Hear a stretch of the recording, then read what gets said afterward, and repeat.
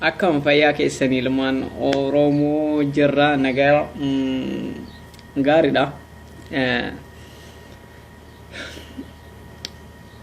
Maal isinii barbaadeen dhufe seetu har'a dhiyeenya kanatti waa baay'eetu adeemaa jira jechuudha. Isaan san keessa namoota wal qeequudha, wal arrabsuudha jechuudha. Mee arraba kana gara Facebookatiin jechuudha. Eessatti arkite yeroo naan jettan an osoon biyya jirutti illee beeka Facebooka kana viidiyoolee maraa jechuudha beektanis.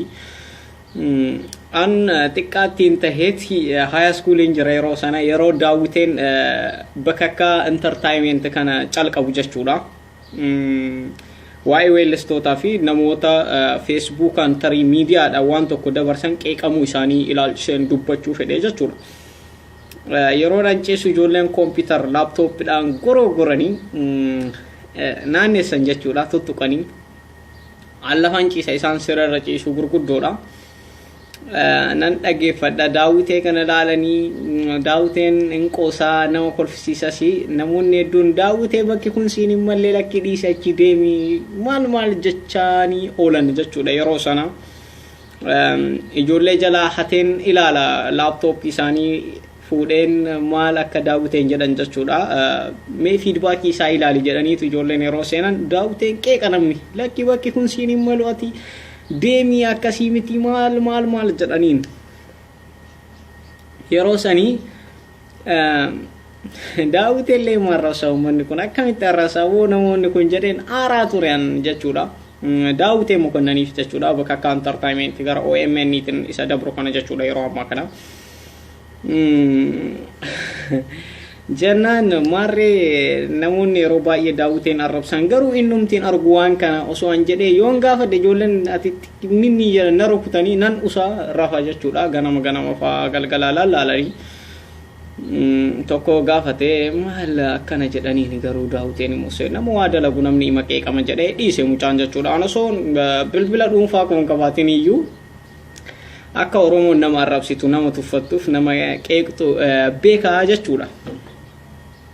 Ittaan Sudaan maaliif oduu waa'ee daawwitee kaastaree akkan jenne sababni isaan daawwitee mokonnan weellistoonni yeroo ammaa kana bebbeekamoo ciccimoo aadaa tahii homa kamiinuu aartii Oromoo keessatti gama walleetiin yookaan sirbaatiin fudhachaa jiran daawwiteen weellistoota ciccimoo kanaaf fakkeenya kan ta'e jechuudha. Fakkeenyaaf Amiin Hussein yoo kaafte osoo sirbuun calqabin dura sirboota daawwitee faani taphata. Haacaaluu jarri kun jechuudha ilaaluu dandeessan isaanuu ni ragani jechuudha. Abtaamuu Lamuu mee kilippiiwwan jira babbareedoo kana ilaalame maalan jira naafsifoon Amiin Hussein Baaleen Bu'aa afaan kunniin kun weellistoota ciccimoo jechuudha. Isa bira nama jara kanaaf fakkeenya ta'e san daawwitee iyyuu dhukkeessaa jirtan jechuudha isin arrabaan. Yeroo kaan itti dabru Abtaamuu Lamuu fa'aa ilaalame. Kitaabbiin inni mana barumsaatii ergu kana fa'aa miidiyaawwan Oromoo kanneen kana appreciate godhan hin jiranii. Oromoon waluma arrabsuuf wal qeequudha. Salamoon Boggaalaa yoo arkitan konkolaattuu takka gurguree konkolaattuu isaa ijoollee lama inni taheeti dalaga aktara. Salamoon Boggaalaa fiilmii Amaariffaa irratti hirmaata inni jechuudha. Akka itti namoonni isa beeksisan yoo arkitanii jiraattan tuyuubiiwwan miidiyaa waa'ee isaa kana hin dubbanne hin jiru silumallee jechuudha. Garuu keenya weellisaa waan tokko producer godhe yookaan gumaacha godhe waan tokko godhe ummata Oromootiif waan tokko gumaache maqaan jara sanaa hin ka'amu. Dhiyeenya kana Abtaamuun kitaaba wahii erkeetu ture karaa mana barumsaa karaa biyyaa garuu waan sana namni appreciate godhe hin jiru tokkollee. Kana Oromoon walumatti qaba wal arrabsuu malee wal jeequu malee namni waliif hamilee gaarii tahee waan tokko irratti wal cimsu yookaan wal tumsu hin jiru jechuudha. Lammaffaa dhiyeenya kana keessa jechuudha waan hin arkaa jiru waa'ee Kadir Martuuti. Waa'ee kana ilaalchisee namoonni hedduun namoota baay'ee qeeqaa jirtan jechuudha. Birraa Alii fa'a gaariidha. Jara kana qeequun keessan garuu akkuma jirutti tahee birraalleen kakatee jira. Birraani yoo an ololan taane isarratti oofe lafeen ebaluufaa na haa waraantu jedhe. Namni kun maal akka qabu isaan agarsiisaa jechuudha. Dabalataan Alii ilma afran qallooti. Alii jechuun hiriyaa koodha. Nama gaariidha dhugaa rabbii. Isin hin beektan malee Alii osoo bira geettanii biratti sin rakkattan. Alii jechuun nama cimaadha dhugaatti. Walis bunee takki immoo isa araarfachuudhaaf yookaan waan akka jedhee miti waa'ee isaa jechuudha. Alii jechuun alima dhuguma rabbii. Garuu dogongoratti wanni tokko nama harkaan bahaa harkaa bahee yeroo ammaa kana torchi gootan jechuudha. Isa isinumti jechuudha. Kan ol nama fuudhullee isinuma kagan nama buusulleen isuma.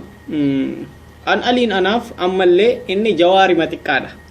Anaaf akkan ilaalutti ammas Aliin anaaf jawaar xiqqaadha. Maalifi dhugaa Alii hoggaa ilaalle wanti inni balleesse dubbatamuun geessu dhuguma rabbii.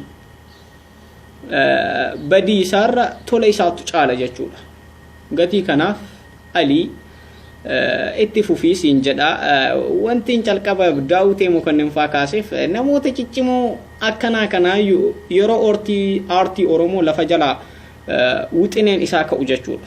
Mana yeroon ijaaramu lafa harmaataa guutamaami yeroo san uummata harmaataa guutanii aartii Oromoo kana adda kana ol fidaniyyuu isin karaa miidiyaatiin arrabumaa badhaasaa jirtanii jechuudha. Dabalataan immoo suuraa kalee namoota jaha bakka takkatti qabe sana wayiif boonsaa keessaa dhiisee jechuudha. Anuma yaaduttiin jiru gareerraan harkadheen poosti godhee jechuudha. Maaliif yoo jettanii wanti an keessaa dhiiseef jaalataa Lammii Mucaa jedhamu tokko. Mucaan sun mana gurraacha keessa mana cileen gubate keessa dhaabbatee haasa'aa akkuma san innillee amalli isaallee wanni marti jechuudha. Kijibduudha. Waanuman taane waan isan galchine waan isa galchu hunda laaqa jechuudha. Namni akkana kijibaadha jechuudha. Wanti gama suuraa deebi'ii oduu walii gadi bacini jechaa jirtan beeka. Wanti ani jechuu barbaade waa'ee suurichaa jechuudha. Boonsaa keessaa dhiise namoonni boonsaa gaafachaa turan boonsaa ho'eessa gootan jedhan boonsaa leenca agartee namatu nama iyyaafata. Jaalataa Lammii garuu eenyutu isa beekame? Namni tokko meeti jaalataan namni jedhe hin jiru. Ana diqaaladha ati diqaaladha naan jettaniis anni fudha. Maaliifi an xiqqaa ta'ee yeroon jiru wanti kun wanti ani isiniif himu waan waggaa takka yookaan akkasiiti. Yeroo barannu san mucaa tokkotu jira. Shawaan Gizaa jedhama. Garuu Oromoo mucaan afaan Amaaraa kana hin danda'a barumsa irratti jechuudha. Diidama keessaa jiraannaan diidamuu argata. Ati Amaara jennaan laal jibbinee waan mucaan sun nu caaleef ati Amaara jennee sammuu isaa torchi isa goona jechuudha. Maaliif yeroo sana mucaan kun itti dhaga'ama akkamitti Amaara naan jettan jirri kun Amaara naan jedhan jedhee mucaan haga bas an Oromoodha miree nuun jedhe yoo waa jedhee kolfinee sesseeqne yeroo boqonnaa gadi yaane an Oromoodha miree ati Oromoodha jennaan garuu yeroo inni wayii nu caalii ati Amaara jennee cabsaanii turre jechuudha. Kanaaf namoonni waa'ee Oromoo yeroo isin hojjettan namni ebaluun kun Amaara jedhee maqaa biraa isiniif moggaasi akka nama san caaltanitti fudhaa. Kanaaf ani yeroon arrabsitan kana namoota guddoo kanneen akka Daawitee fa'aa waa'ee Oromoo dubbatan miidiyaadhaan jechuudha. Arrabsitan kana an jarattiin of qixxeessa jaratti of likka malee of gad hin deebisu. Kanaaf bar ati ija nyaattee akkatti bar waallee balleessitee dubbatta namni jettan ni jirtan garuu beeka dhimma kooti miti. Isinii galee akkasanii mucicha torchi goona jechuudha waan sanii. Kanaaf natti hin dhagayamu waan an gochaa turedha kun. Facebook yoo taate laal an yeroon biyya yeroo so yeroo namni komeentiidhaan nagaha wal gaafatu san Facebook beeka har'aami. gatii kanaaf alii ilma afran qal'oo jechuun leenca dhugaa rabbii waan inni balleesse waan inni amma dura hojjete yoo ilaalan dubbatamuun geessu oromoo taaneet waan nama tokko hafan falleessina malee gama kaaniin immoo jaallataa lammii siifan naggaasaatiin Sigeredaa jetteeni sigeredaa siifan nagaasaa jechuudha yoo maqaan kee sigeredaa dhugama ta'e jechuudha sigeredaa jechuun abaaboo bareedduudha anatu si fuudha awshir oromummaa immoo anatu siif kenna isaa miti jechuudha kanaaf nama dhoqqee kana jechuudha maqaadhaan oromoo nama godha maqaadhaan oromummaa keessaa nama baasa wanta akkasiin ta'u jechuudha gatii kanaaf namoonni oromummaadhaaf waan tokko dubbattanii isin arrabsan namoota akka daawwitee kana faa ilaalaati edaa nuti jara geenyaa jechuudha nuti sabboontota suuraa koo mataa malaataa dhiisan mormaa oliyoo nagatteelleen